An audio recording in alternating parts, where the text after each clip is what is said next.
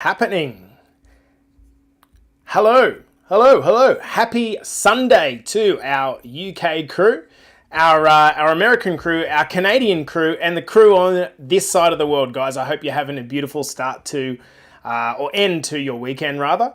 We're going to be starting this episode in a couple of minutes, so make sure as you come in, you give us a hi in the comments, and we know who's coming into this podcast. Now, to all the Aussies, the Kiwis that watch the podcast, happy Monday. I hope you've had a beautiful start, guys, and we're going to be starting up in a couple of minutes. Let us know if you're coming in live. What about this? How good is this big Hawaiian above ground pool for a cup? Pretty good, huh? I don't know why I told you that, guys. I drink about 5 of these a day, so it's pretty heavy. Anyway, I do digress. What's going on, guys? Good morning. We've got the one, the only Mark Hunter. How are you, legend? Good to have your company in here this morning. My main man, Jamie Lennon, up and early. Smashing it. Love your work, girl. Good to see you in here.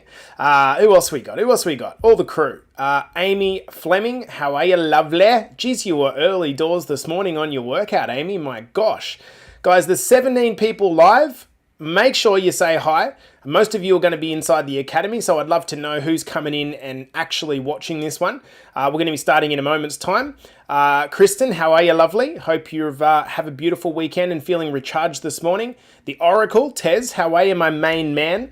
Guys, we've got another person who has just hit the 10 kilos. Look, Kev reckons he needs to kind of calibrate and make sure he weighs at the right time because he doesn't want to cheat the system. So we won't announce it yet, Kev.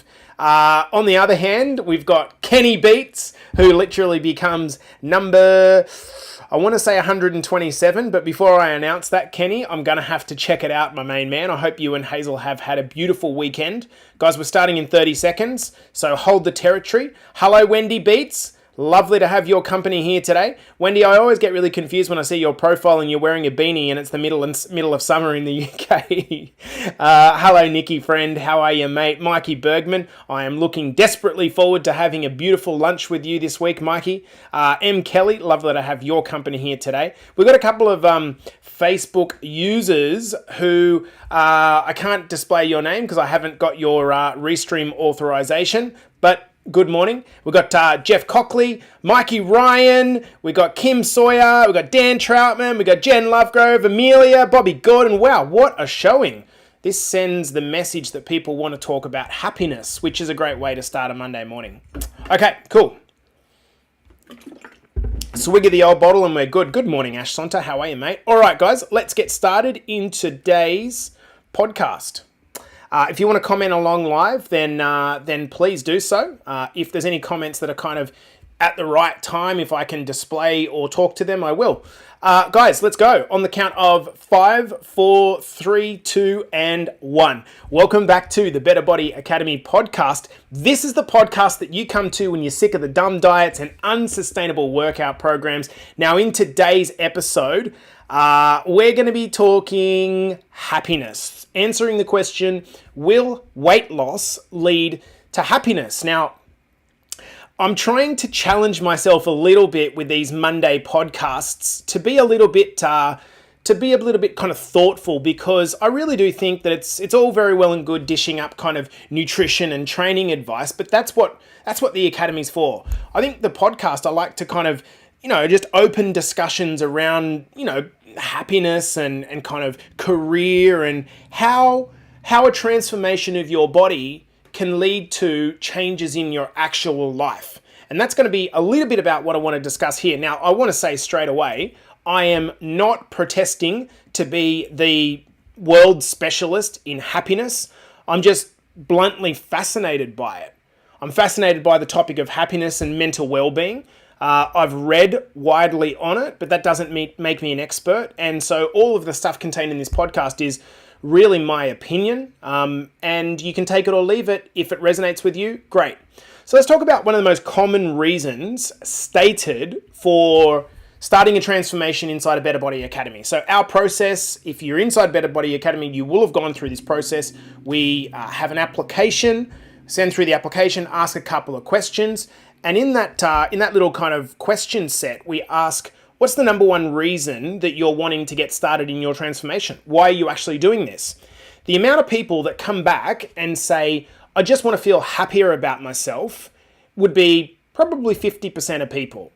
Maybe it's a paraphrasing of the answer, but I want to feel happier about myself. So in this episode, I want to pull apart happiness and see if there's a connection between happiness and weight loss. So what I did was did a quick look up of a definition of happiness. And this is what I've got. Happiness is a state of emotional well-being that a person experiences either in a narrow sense, when good things happen in a specific moment, or more broadly as a positive evaluation of one's life and accomplishments overall. So I break that definition down into happiness has two parts. Happiness has short-term, impermanent moments of kind of love and gratitude and fulfillment. And then it has longer-lived, more extensive periods where our state of mind feels overall in a good place.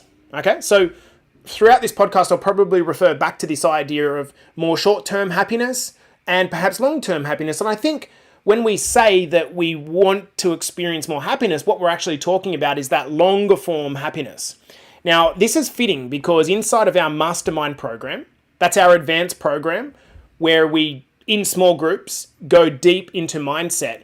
We've been talking about emotional intelligence over the last week.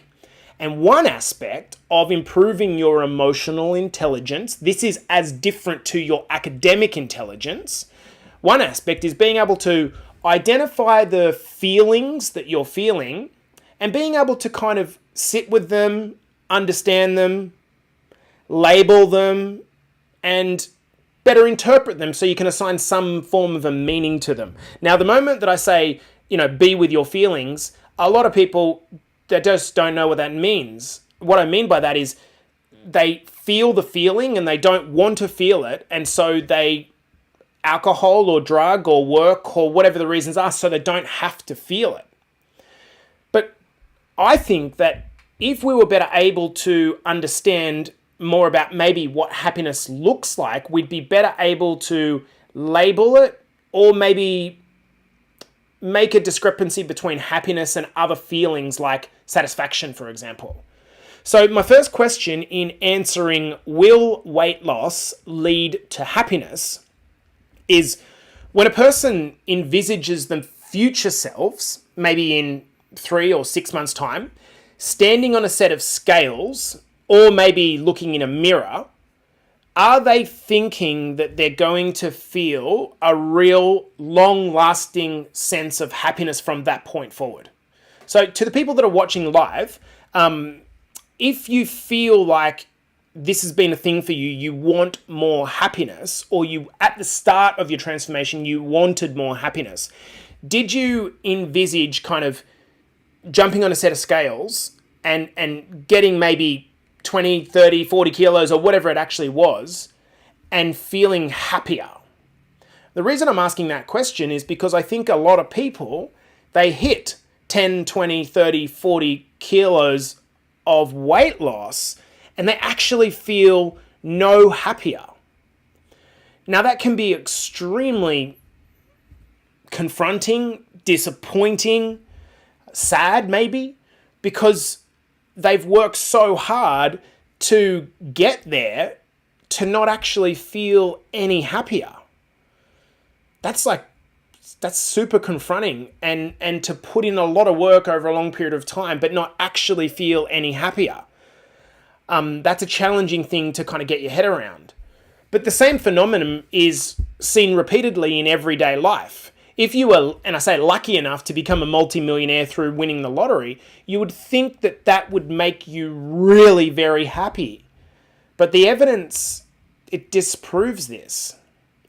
Likewise, a lot of people find that, think that marrying their partner and, they've wanted to be married and find their dream partner for a long period of time, but then 50% of relationships or marriages end in separation. Clearly, it's not because both parties were happy. So what is going on here to trap us into the thinking that external achievements will lead to long-lasting happiness? Like, what's going on here? I'm just going to read a couple of comments here. Envisaged me in a bikini looking banging, thinking that was the answer to it all. Yeah, okay. And Wendy says, I feel happier because I'm able to do more. Okay, that's a great insight. And I have gotten so much more from BBA than I've ever imagined. Okay, so some good insights. So what's going on here to trap us into the thinking that external achievements will lead to happiness? I believe it's because there's a confusion around labeling the emotion or mislabeling the emotion as happiness. More specifically, happiness is not pride. It's not energy. It's not confidence or accomplishment. It's not any of these words. Happiness, although it's totally subjective to the person, is different to these things. In other words, you might look in the mirror and feel proud of the changes that you've made to your body, and that would be a totally valid feeling. You might feel accomplished about some of the changes that you've made to your body. You might feel more confident as a result of the changes that you've made to your body. But that doesn't mean that you will feel happy. We all know people that are very proud but unhappy. We all know people that are very confident but unhappy. So going back to the original definition, I'd say that short-term happiness might be closely related to satisfaction, maybe. But when something has happened or being achieved in life that improves your mental well-being, maybe we do get a little bit of an insight into happiness then, but that doesn't mean that it's going to bring forever happiness. I want to turn this around to a concept that I recently brought up called the ladder to liberation. Okay, the ladder to liberation. I've been talking about this a little bit more. Note that it's called the ladder to liberation, not the ladder to happiness. Hopefully a few of you guys have actually seen the graphic that I've put together. The ladder to liberation, not the ladder to happiness. Here is how we think it works at the start of our transformation. We think that what's going to happen is when we lose some weight, when we gain some muscle, when we get perhaps a little bit stronger, we think that what's going to happen there is that's going to cause happiness.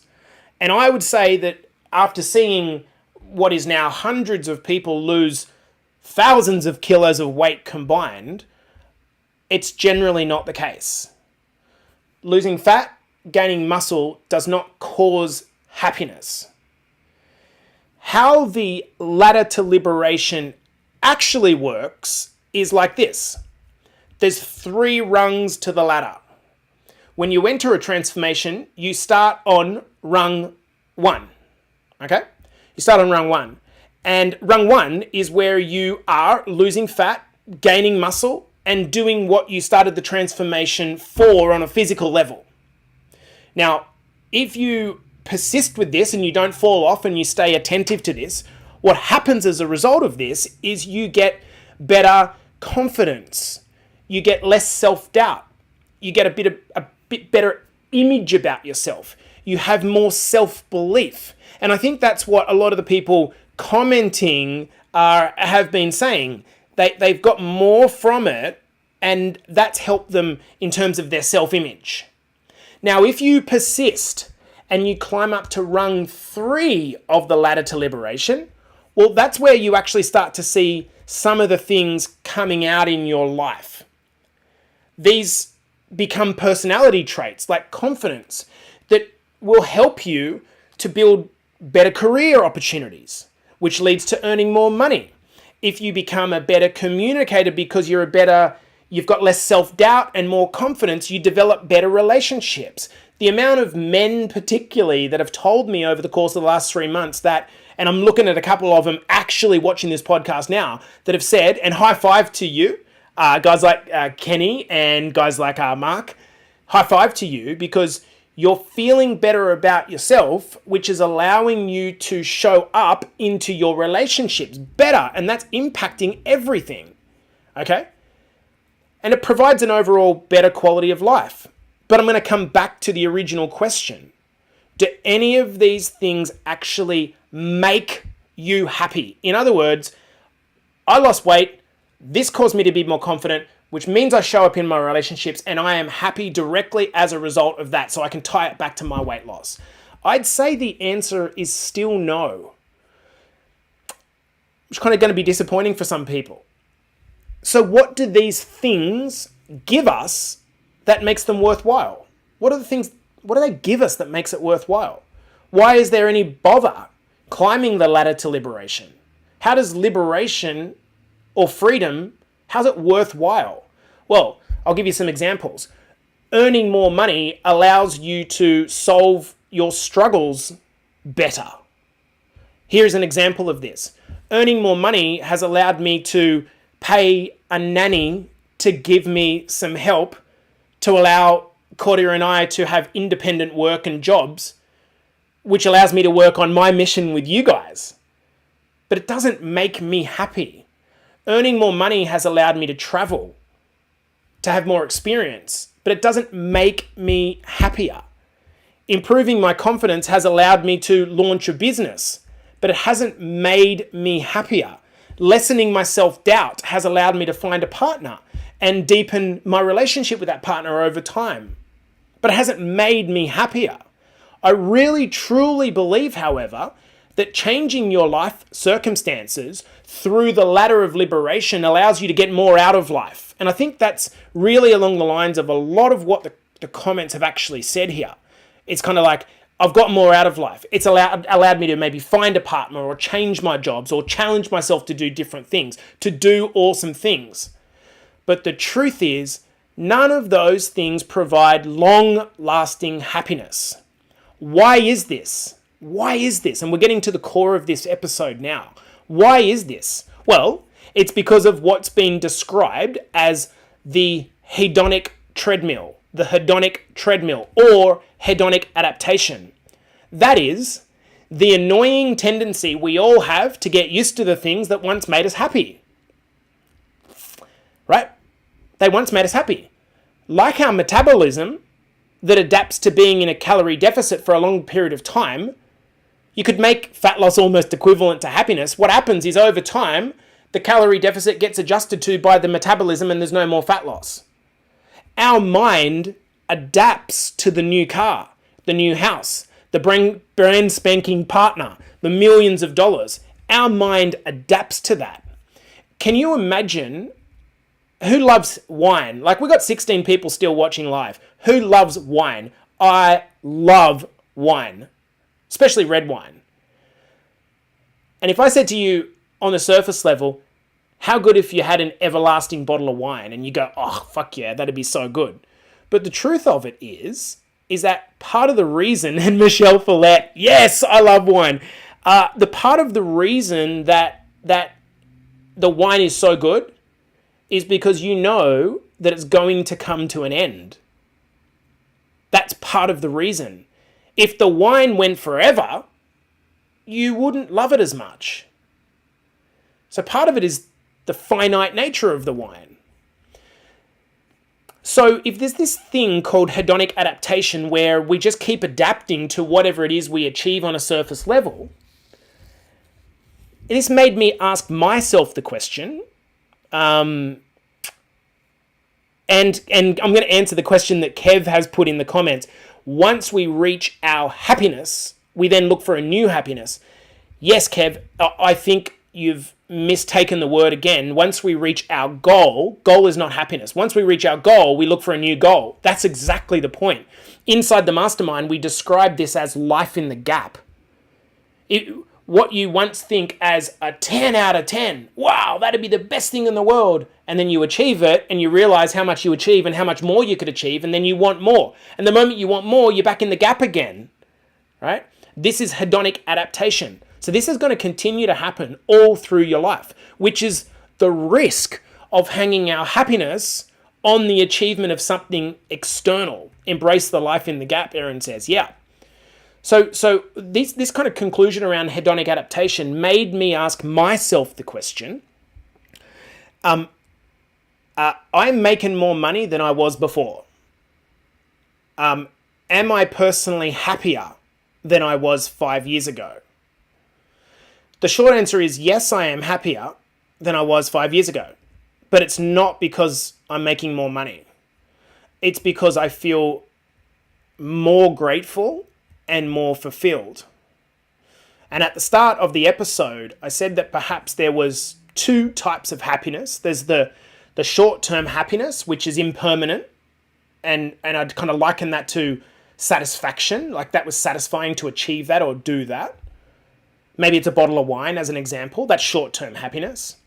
And there's long-term happiness, which is still impermanent because it can all be taken away. But for me, longer-term happiness relates to gratitude and fulfillment. Gratitude and fulfillment. Okay. Gratitude and fulfillment. So how can I get more access to that? Guys, a lot of these, I'm just going to be honest with you, a lot of these podcasts are actually therapy for me because it causes me to stop and think about my own thing. And it becomes a teaching tool or a sharing tool with you guys, but actually it makes me really think about my life as well and analyze what makes me happy, as an example. So I've been thinking a lot about how can we get more access to happiness. A lot of what we want around accomplishment, goals, involves chasing something that is both external to us and in the future. Would you agree? So what we want that we think will provide happiness is external to us, money, relationships, job, etc. And it's in the future.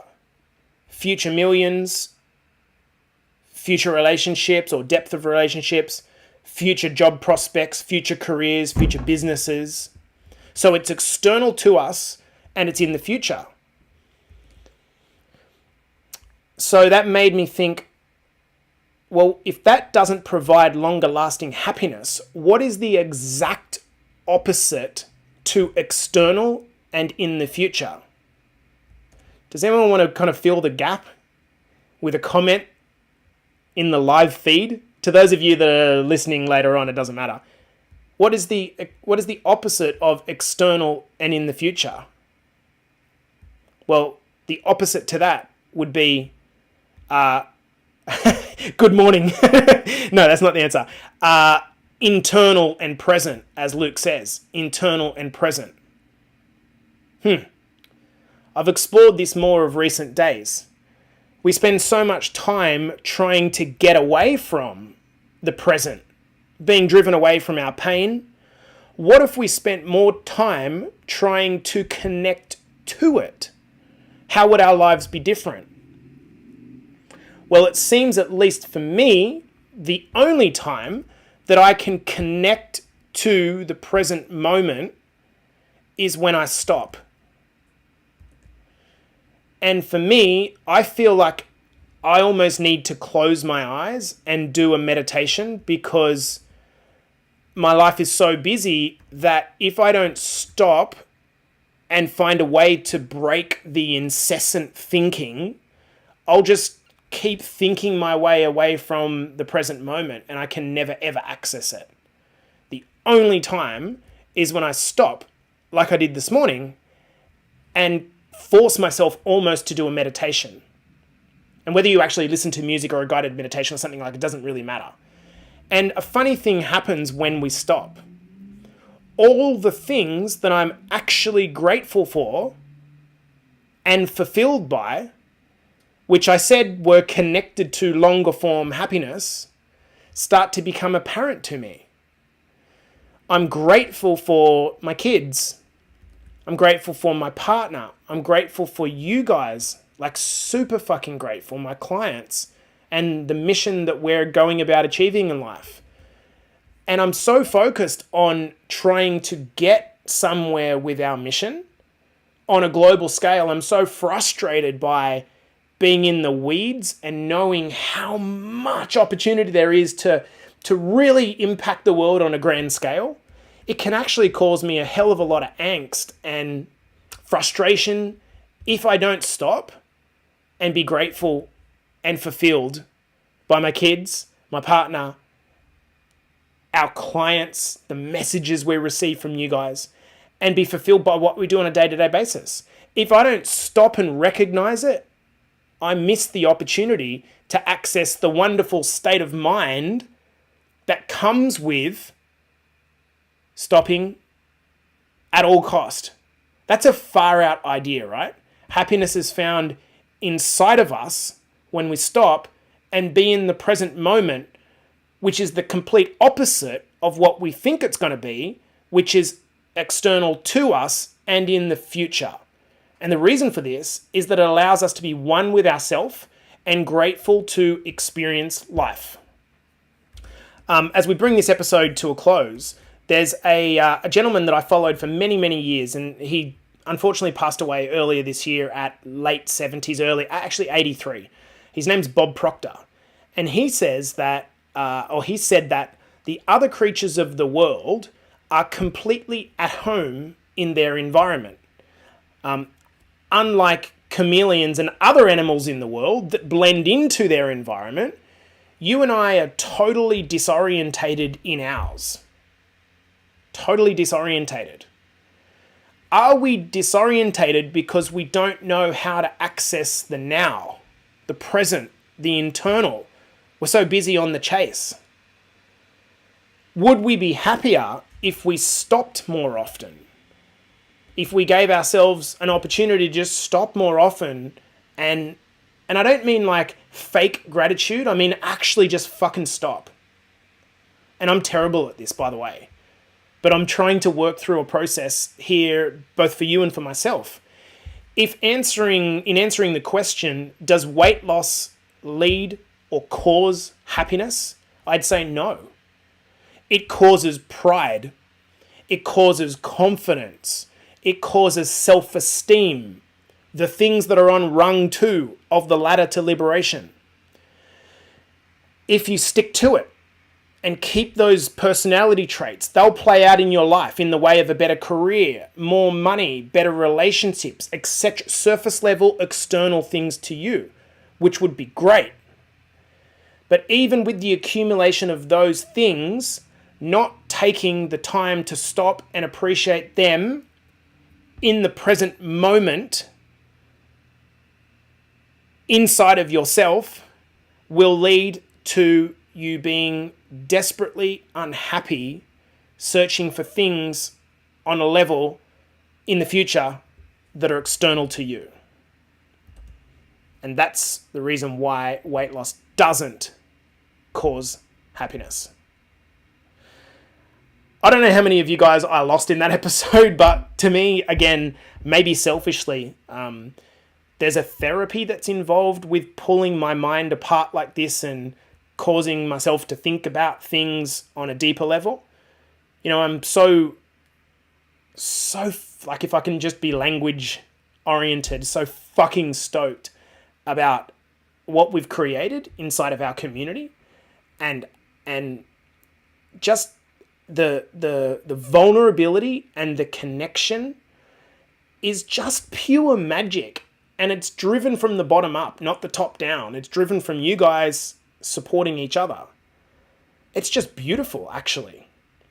But unless we take a moment to be able to say, wow, like fucking stop and just appreciate that. Appreciate what you've achieved in the last 6 months to a year. Appreciate what you've achieved in the last 3 to 4 years. Appreciate what you're giving back to the community. Appreciate how good you have it amongst all of the shit that's going on, both in your life and in the world globally. If we just sit here and fucking consume the news, death, stabbing, rape, COVID, bombs, Russia, like, we've got to be really, really careful of what we expose ourselves to. And I think taking more moments where we stop and appreciate those things is really going to impact our positivity and our happiness in a good way.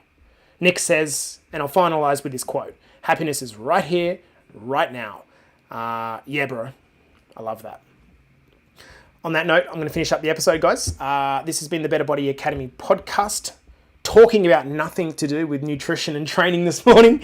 I hope you guys have had a beautiful weekend rather, and launching into another new week. We're getting down to the balls of Augustronomy month, guys. So let's get those meals up. Let's get those snacks up, the meal preps up, the celebration of all that is Better Body Academy food and good stuff. And we'll see you through the week. Cheers.